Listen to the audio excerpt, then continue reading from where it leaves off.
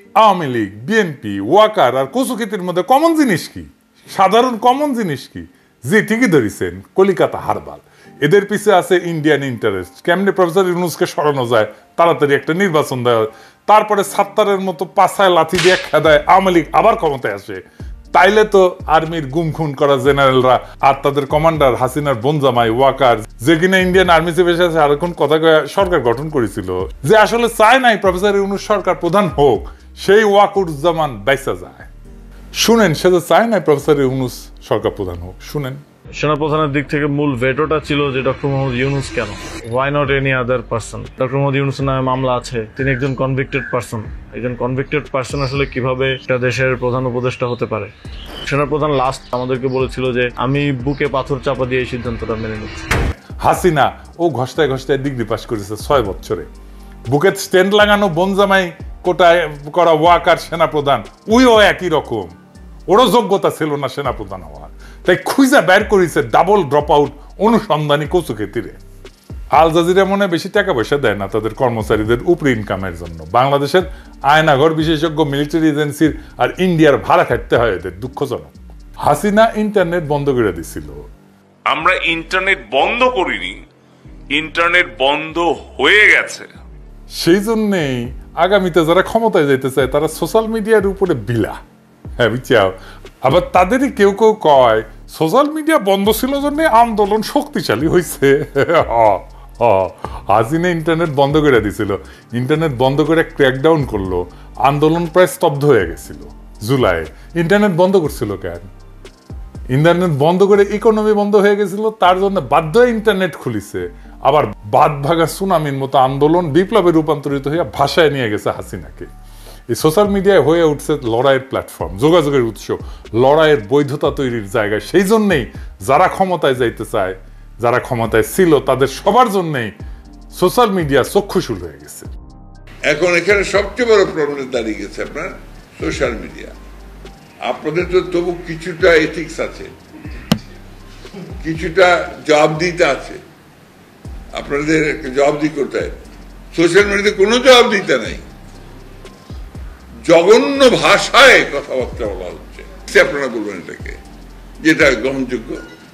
আরেকজন আছেন বিখ্যাত মানুষ, না বলতে চাই না, যিনি সোশ্যাল মিডিয়া করে বিখ্যাত হয়ে গেছেন। তার মুখের ভাষা শুনলে তো আমার সন্দেহ হয় যে আমরা কোনো সভ্য দেশে বাস করছি কিনা। তারা সোশ্যাল মিডিয়ার এই শক্তিকে স্বীকার করতে চায় না, কিন্তু গালায় না সময় আবার গেলায়। তো আমরা যদি কিছু করবারই না পারি, তো গ্যালাস কেন বেটা তোরা? তো এই 3 গ্রুপ তো দেখলেন। চতুর্থ গ্রুপ হইতেছে কচুক্ষেতি। কচুক্ষেতি কি আমি কইছি আগের ভিডিওতে, তাই না? এরা হইতেছে আয়নাঘর বিশেষজ্ঞ, ডিজেএফ এর টাকা খাওয়া কিছু লোকজন, যাদের কাজ হইতেছে ওয়াকারের পুচ্ছে আগুন দিলে তার উপরে ঝাঁপায়া পড়া। এরাই ব্যারিস্টার ফুয়াদের পিছে লাগিয়েছিল, এরাই সরাইছে ব্যারিস্টার ফুয়াদ, আসলে ব্যারিস্টার না, বুঝছেন তো? এই কচুক্ষেতি আনন্দে আত্মহারা হয়েছে। আগে ওই 1 বোতল মারিছে আর কি, হ্যাঁ, আনন্দে তারপরে এইসব পোস্ট হয়েছে, তাও ঈদের দিন। ওর ঈদের আনন্দ ডাবল হয়েছে যে আমার ফেসবুক জয় বাংলা হয়ে গেছে। আওয়ামী লীগ ভাগ্যবান, একজন মেডিকেল কলেজ ড্রপ আউট বমিশিয়ালকে তার অনলাইন সিপাসালার হিসাবে পাইছে। ওগুলো সাংবাদিক আছিল, সাংবাদিকতা গেছে, বিডি নিউজ 24-এ কাজ করিচ্ছিল।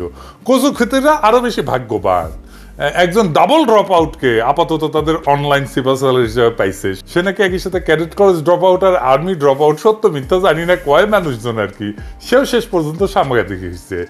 আমার আলাপ সেই নিয়ে না, আমার আলাপ এক গভীর রাজনৈতিক বিষয় নিয়ে। পোস্ট কইরা ঝাড়ি খেয়ে মুছে দিছে, কিন্তু একটা বেফাস কমেন্ট করে ফেলেছিল, সেটা নিয়ে আলাপ। সে আবার বিশিষ্ট সাহসী, কলজে ব্যাকটেরিয়ার মতো, পোস্ট দিয়ে আবার মুছে। আজকার যে পীরের খাদেম, সে ওই যে ওয়াকার পীরের খাদেম, সে ওয়াকারের সমালোচনা করে পোস্টাইছিল কয়েক মাস আগে, সেটাও মুছেছে। এমনই বিপ্লবী আর কি, সাহসী। যাই হোক, কি বেফাস কথা, মারাত্মক কথা কইছিল, সেটা না দেখি। আমার ফেসবুক ডিজেবল হওয়া নিয়ে কচুক্ষেতির পোস্টে একজন কমেন্ট করেছে, ঈদের দিনে এমন হিংসার ছোটলামগি করে মানুষ। সে কমেন্টের উত্তরে সে আমাকে কাফের বলছে, কাফের কাফের। সে বলছে একজন কাফেরের কথা শোনা কি ঠিক? দেখেন, এইটা সে বড় করে দেখান, বড় আলেম এসে গেছে। বাংলাদেশের আলেমরা ওনাদের ওয়াজে আমার কথা বলেন, দোয়া করেন, কত দোয়া করেন। আর কচুক্ষেতি হুজুর ফতোয়া দিতেছে আমারে কাফের বইলা। কারা বাংলাদেশের হিন্দুদের সেকেন্ড ক্লাস সিটিজেন ভাবতে বাধ্য করে? কারা আসলে হিন্দু বিদ্বেষী এই তথাকথিত বাঙ্গু এলিট যারা নিজেদের প্রগতিশীল এনলাইটেন আধুনিক বলে দাবি করে। বাংলাদেশে ইসলাম পছন্দ জনগোষ্ঠী না, হেফাজত না, জামাত না, সাধারণ মানুষ না, হিন্দু বিদ্বেষী এই বাঙ্গু এলিটেরা এই কচু খেতির কথার মানে বাংলাদেশের কোনো হিন্দুর কথা একজন মুসলমান শুনতে পারবে না, বা একজন মুসলমানের কথা একজন হিন্দু শুনতে পারবে না। একজন হিন্দু কোনো সমাবেশে বক্তব্য দিলে সেখানে কোনো মুসলমান যাবে না, মুসলমান কোনো বক্তব্য দিলে সেখানে কোনো হিন্দু যাবে না, হিন্দুকে মুসলমান বা মুসলমানকে হিন্দু ভোট দিতে পারবে না। কি ভয়ঙ্কর কথা!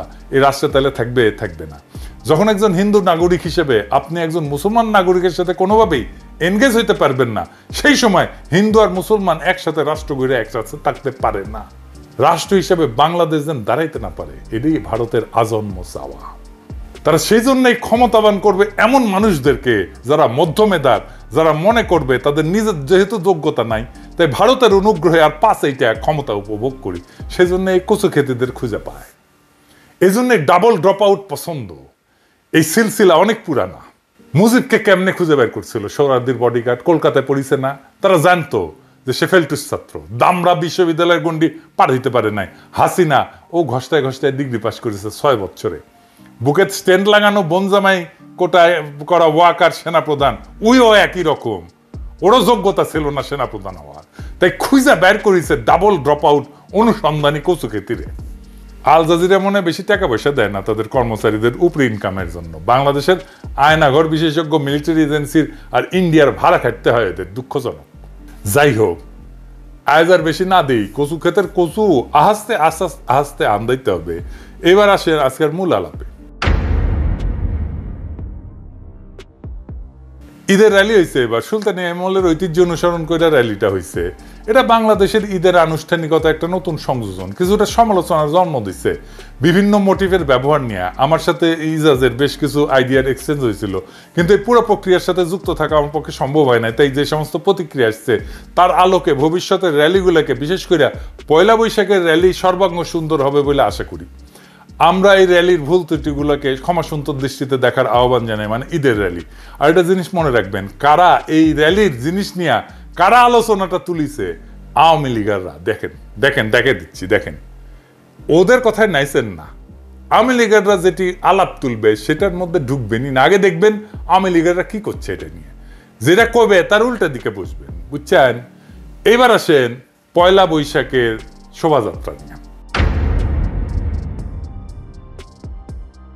পয়লা বৈশাখ আমরা কিভাবে পালন করব? পয়লা বৈশাখ তো আওয়ামী ন্যারেটিভ প্রতিষ্ঠার জায়গা ছিল, চারুকলা তো আওয়ামী দুর্গ ছিল, ছায়ানটের সব কয়টা তো আওয়ামী বাকশালী অ্যাক্টিভিস্ট, সাপোর্টার না অ্যাক্টিভিস্ট।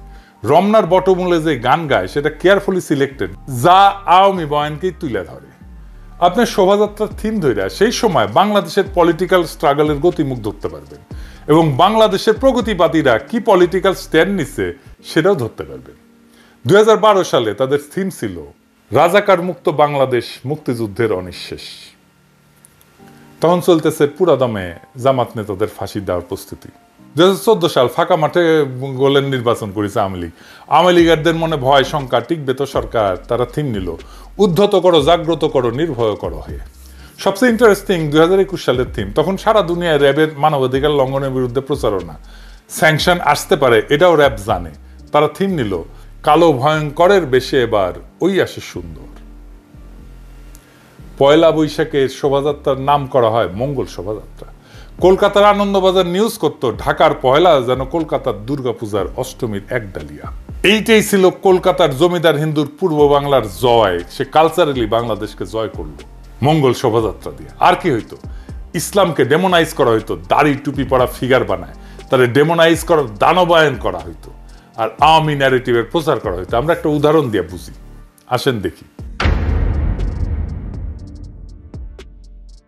এইটা মঙ্গল শোভাযাত্রা, ভালো কইরা দেখেন। কি কি দেখতেছেন? নৌকা চলতেছে, তাই না? হাসি খুশি কিছু মানুষ নৌকাটা চালাইতেছে, তাই না? আর পিছে থেকে এক রাক্ষস তারে খাইতে আসতেছে। এই রাক্ষস মোটিভ শোভাযাত্রায় বারে বারে ব্যবহার করা হয়। সে মোটিভটা কি এটা আরো স্পষ্ট করিয়া দেখেন পরের ছবিতে। এইটারে চারুকলায় তারা বলেন মৌলবাদী শক্তি। তাই কালো গায়ের রং, শরীরে চাপাতি, পিস্তল আঁকা, মুখে দাড়ি টুপি দৃশ্যমান। এইটা দেওয়া ভালো নাকি খারাপ সে আলাপে যাইতেছি না, আমি একটা ভিন্ন আলাপ তুলতেছি। তাহলে মঙ্গল শোভাযাত্রার এই মোটিভ নির্বাচন এবং প্রদর্শনের পিছনে একটা সুনির্দিষ্ট রাজনৈতিক চিন্তা আছে। এই চিন্তা চারুকলা লুকায় না, তারা বলে না যে কোন মোটিভ দিয়ে কি বুঝাইতে চাইতেছে। যদিও নৌকার পিছনে রাক্ষস দেখায় কইবে না যে এই নৌকা হইতেছে আওয়ামী লীগের, রাক্ষস হইতেছে জামাত বিএনপি, কিন্তু মানুষ যা বুঝার বুঝতে নেবে। তাহলে মঙ্গল শোভাযাত্রা একটা পলিটিক্যাল প্রজেক্ট। এই পলিটিক্যাল প্রজেক্ট তো সার্বজনীন হতে পারে না। আপনার পলিটিক্যাল প্রজেক্ট তো আপনি সবাইরে মানতে বাধ্য করতে পারেন না। আপনার রাজনীতি তো সবাই করে না। এটা সোশ্যাল ইভেন্টও হইতে পারে না। সোশ্যাল ইভেন্ট হইতে সমাজ বানানোর নিয়ম মানতে হবে। সমাজ বানানোর সময় আমরা তো আমার মতের বিরুদ্ধে যে, আমার মতো নয় যে, তারে নিয়েও আমরা সমাজ গড়ি। সমাজ তো বিভাজন তৈরি করে না, সমাজ ঐক্য করে। সে ঐক্য করার কাজ তো আপনি মঙ্গল শোভাযাত্রা দিয়ে করতেছেন না। একজন মৌলবাদী হইলে কি তাকে আপনি সমাজে রাখবেন না? আপনি আসলে এই শোভাযাত্রা দিয়ে আপনার হাই মরাল পজিশন প্রজেক্ট করতেছেন, তবে আপনার পলিটিক্যাল অপোনেন্ট দানব বা রাক্ষস হিসেবে দেখাইতেছেন। যেই রাক্ষসে নির্মূল না করলে আপনার রূপকথা সার্থক হয় না। তাইলে এতদিন ধরে চালু করা কি করছে এই নির্মূলের রাজনীতির কালচারাল গ্রাউন্ড তৈরি করছে, ফ্যাসিস্ট শাসনের বৈধতা তৈরির কাজে। এটা কেমনে মহান কাজ হইল, এটা কেমনে আমার ঐতিহ্য হইল। এবার আর একটা দেখেন, এতদিন তো ওনারা খালি বেনে দুলে গাইছেন তাপস নিঃশ্বাস বায়ে মুমূর্ষুরে দাও উড়ায়ে, বৎসরের আবর্জনা দূর হয়ে যাক অগ্নি স্থানে শুচি হোক ধরা। যা কিছু পুরাতন, যা কিছু জীর্ণ, সেটা আমাদের স্মৃতি, সেটা আমাদের ইতিহাস, তাই না? সেটা আমাদের আজকে আমরা হয়ে ওঠার ইতিহাস। এই পুরানোটা তো আমরা ভাষায় দিতে পারি না, মুমূর্ষরে আমরা উড়ায় দিতে পারি না। তারে রক্ষা করা আমাদের কর্তব্য। এই ধরা বা পৃথিবী অসুচি না, অপবিত্র না যে তারে আগুনে পুরায় পবিত্র বা সূচি করাইতে হবে। আগুনে দিয়ে পুরায় সূচি করার ধারণা অগ্নি উপাসকদের ধারণা।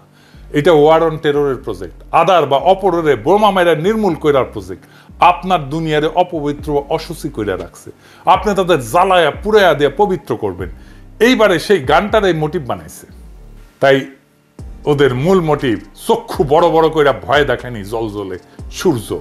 আর যাই হোক, বুদ্ধি হ্যাজ, হাতে তো কার্পেট বোমা নিয়ে শোভাযাত্রা করা যায় না, তাই ওইটা করিছে।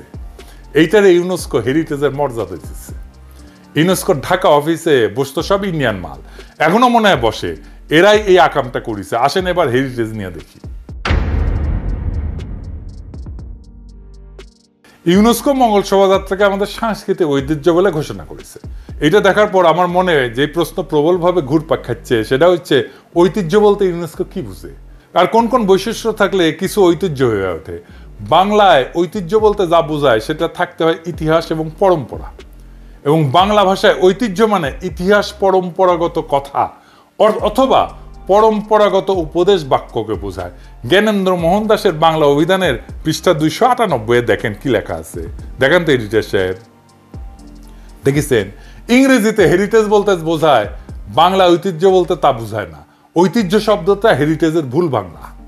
যাই হোক, ইউনেস্কো ইনটেনজিবল কালচারাল হেরিটেজ অর্থে মঙ্গল শোভাযাত্রাকে হেরিটেজ ঘোষণা করছে। ইউনেস্কোর ওয়েবসাইট মতে ইনটেনজিবল কালচারাল হেরিটেজ মানে হচ্ছে সেই সমস্ত বিষয় যা ওরাল ট্র্যাডিশন, পারফর্মিং আর্টস অথবা রিচুয়াল। সেই অর্থে এই মঙ্গল শোভাযাত্রা ওরাল ট্র্যাডিশন তো না, পারফর্মিং আর্টও না, এটা তাহলে একটা রিচুয়াল। মঙ্গল শোভাযাত্রা অবশ্যই একটা সেকুলার রিচুয়াল। ইউনেস্কোর রিচুয়াল স্বীকৃতি পাওয়াতে বঙ্গীয় সেকুলারদের অভিনন্দন জানাতে পারেন, কিন্তু আমরা এটা গ্রহণ করি না। এই রিচুয়াল আমরা কেন মানবো না। এটা আগে ছিল আনন্দ শোভাযাত্রা, এটা থাকবে। মঙ্গল শোভাযাত্রা চলবে না, পিরিয়ড। চারুকলা এটা নিয়ে গ্যাঞ্জাম করিচ্ছে, আমরা চারুকলার এই মাস্তানি সহ্য করব কি? চারুকলা আওয়ামী বাকশালী উৎপাদন কারখানা। বাংলাদেশে ইন্ডিয়ার লাইসপেন্সারি করা ছাড়া এদের আর কোনো অ্যাচিভমেন্ট নাই। কুকিজিনের নাথান বোম চারুকলার ছাত্র ছিল, আবার হাসিনারে মা ডাকা চঞ্চল চৌধুরী চারুকলার ছাত্র। এই যে এত বড় বিপ্লব হইল, এত ছাত্র জনতা জীবন দিল, সারা দেশ গ্রাফিতিতে ভরে গেল, চারুকলার কোনো কন্ট্রিবিউশন আছে, অংশগ্রহণ আছে? নাই। এই চারুকলাকে কেন আনন্দ শোভাযাত্রার মাতব্বরি করতে দেব? পয়লা বৈশাখের আনন্দ শোভাযাত্রা শুরু হয়েছিল ক্ষমতার বাইরে থেকে। হাসিনা এটারে ক্ষমতার অংশ বানাইছিল। এইটা ক্ষমতার বাইরে থাকাই ভালো। এই কাজটা করতে হবে ক্ষমতার বাইরে থেকেই। এইখানে সরকারের সংশ্লিষ্টতা যত কম থাকে তত ভালো। এটা আয়োজন করুক বিপ্লবী ছাত্র জনতা, আবার একটা ঐক্য তৈরি হোক। গ্রাফিতি শিল্পরা আসুক, তারা আঁকুক, তারা গ্রাফিতি আঁকুক নতুন বাংলাদেশের। এইবার শোভাযাত্রা কেমন হবে এটা একটা গুরুত্বপূর্ণ প্রশ্ন। এখানে আমাদের হইতে হবে innovative, out of the box. আসেন সেটা আমরা ভাইবা দেখি। এই শোভাযাত্রা নিয়ে বাংলাদেশের সংখ্যাগরিষ্ঠ মানুষের বিরোধের জায়গাটা বুঝতে হবে। কোনো প্রাণীর মোটিভ বানায় সেইটারে সেলিব্রেট করাটা মাইনে নিতে পারে না ওনারা। আমি মনে করি ওনাদের এই আপত্তিটা ভ্যালিড। তাইলে আমরা কিভাবে এই শোভাযাত্রা করব? এই শোভাযাত্রা হবে ডিজনি প্যারেডের মতো এইরকম।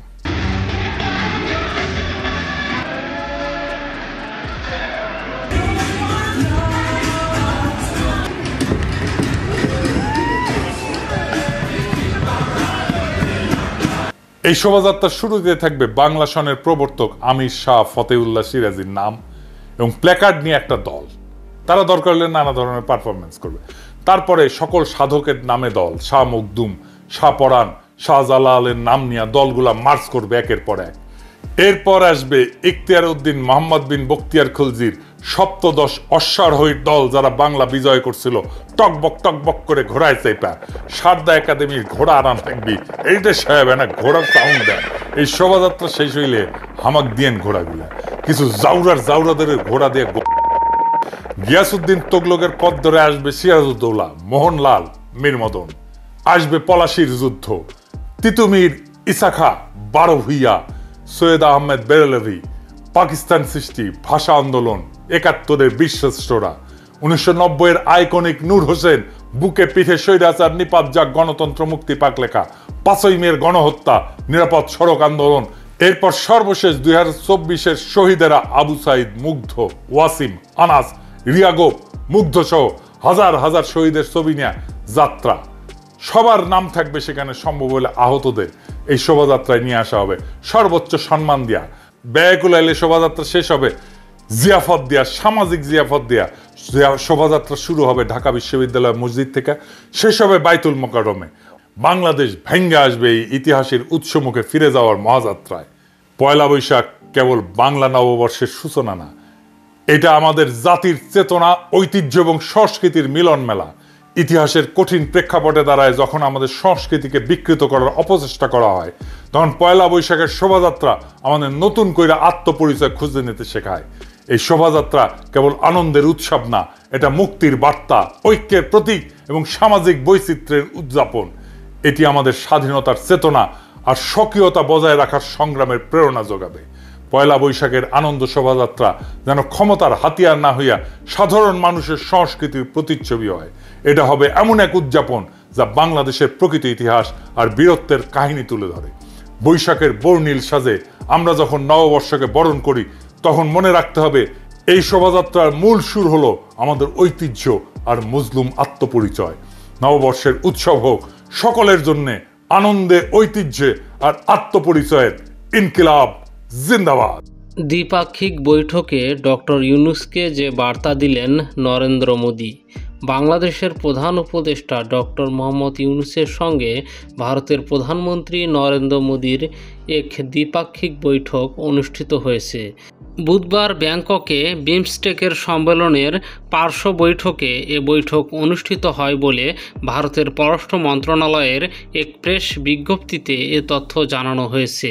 এতে বলা হয়, দ্বিপাক্ষিক এই বৈঠককে ভারতের প্রধানমন্ত্রী গণতান্ত্রিক, স্থিতিশীলতা, শান্তিপূর্ণ, উন্নতিশীল ও অন্তর্ভুক্তিমূলক বাংলাদেশ গঠনে ভারতের সমর্থনের পূর্ণ উল্লেখ করেন। মোদী এ সময় বাস্তবতার ভিত্তিতে বাংলাদেশের সঙ্গে একটি ইতিবাচক ও গঠনমূলক সম্পর্ক গড়ে তোলার ক্ষেত্রে ভারতের আকাঙ্ক্ষার ওপর জোর দেন।